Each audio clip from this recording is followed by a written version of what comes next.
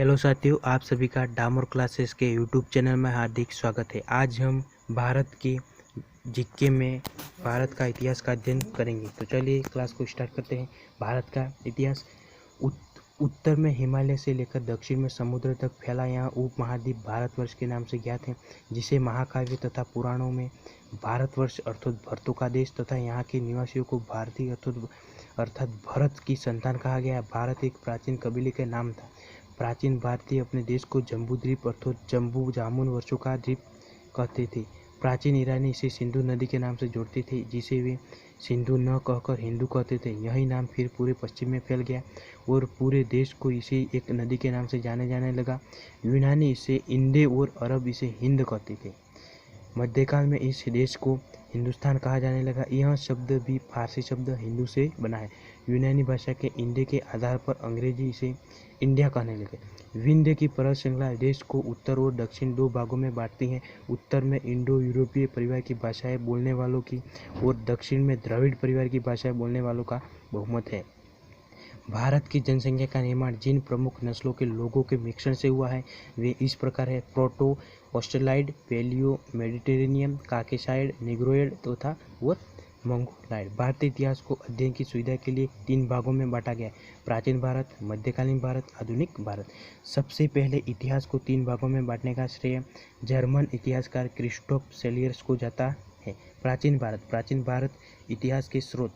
प्राचीन भारतीय इतिहास के विषय में ये जानकारी मुख्यतः 4 स्रोतों से प्राप्त होती: धर्म ग्रंथ, ऐतिहासिक ग्रंथ, विदेशियों का विवरण, पुरातत्व संबंधी साक्ष्य।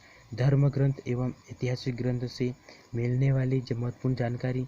भारत का सर्वप्राचीन धर्म ग्रंथ वेद है, जिसके संकलनकर्ता महर्षि कृष्ण देवपायन वेदव्यास को माना जाता है।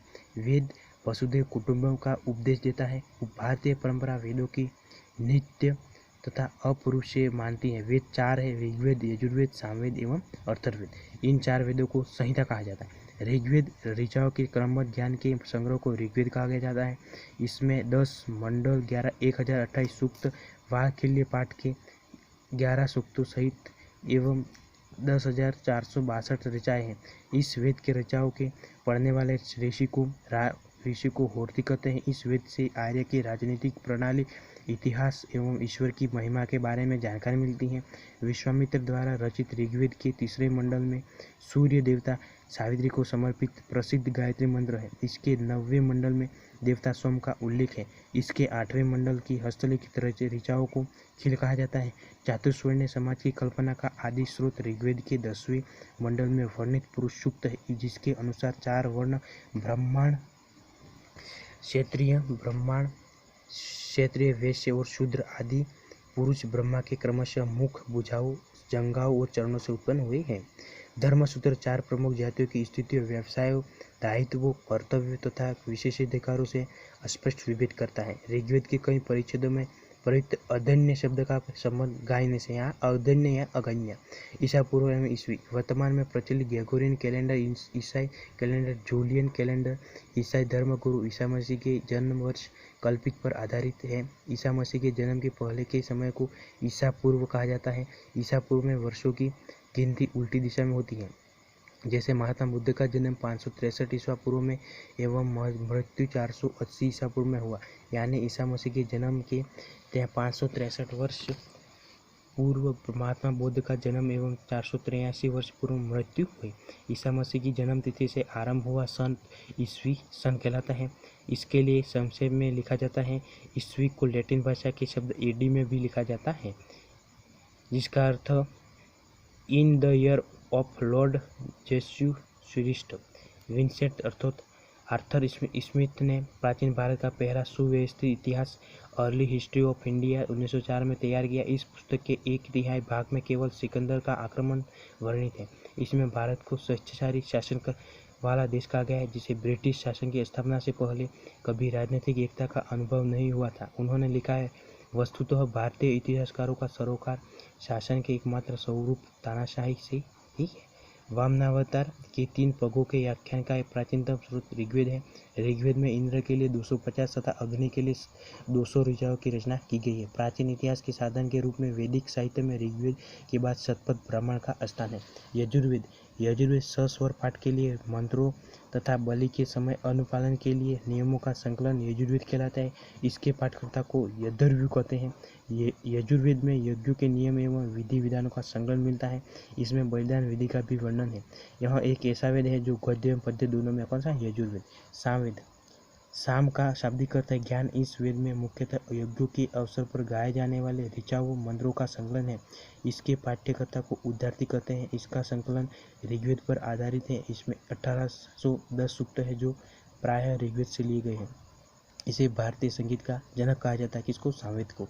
यजुर्वेद तथा सामवेद में किसी भी विशिष्ट ऐतिहासिक घटना का वर्णन नहीं मिलता है। अथर्ववेद, अथर्वा ऋषि द्वारा रचित इस वेद में कुल 731 मंत्र तथा लगभग 6000 पद्य। इसके कुछ मंत्र ऋग्वैदिक मंत्रों से भी प्राचीनतर है। औषधों का उल्लेख सबसे पहले अथर्ववेद में मिलता है। तो हम नेक्स्ट पेज पर जाएंगे साथियों।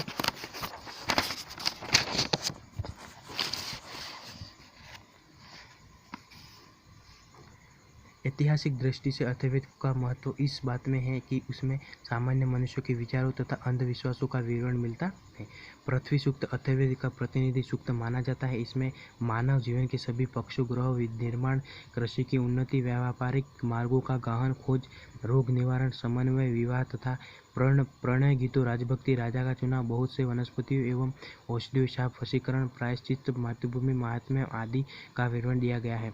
कुछ मंत्रों में जादू टोने का भी वर्णन है। अथर्ववेद में परीक्षित को कुरुओं का राजा कहा गया है तथा कुरु से देश की समृद्धि का अच्छा चित्र मिलता है।